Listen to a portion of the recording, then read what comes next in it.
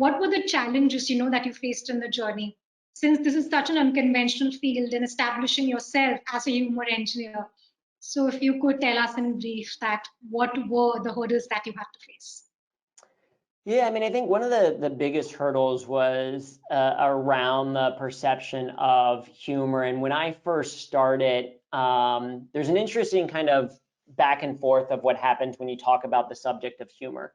The first thing that happens is that people immediately start to discount how important it is.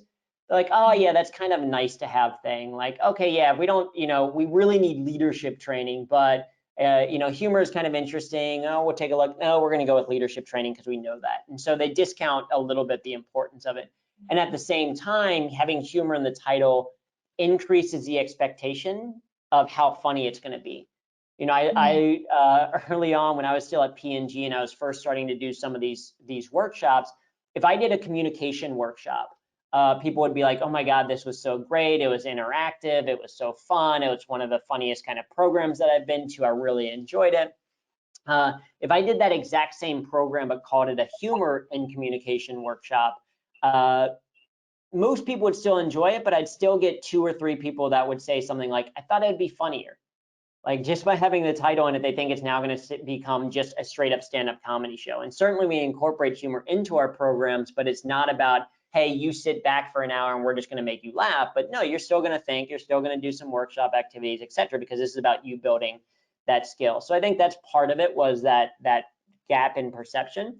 And then the other challenge I had was, a little bit of skepticism of like, is this actually valuable? Is this something that we need or want?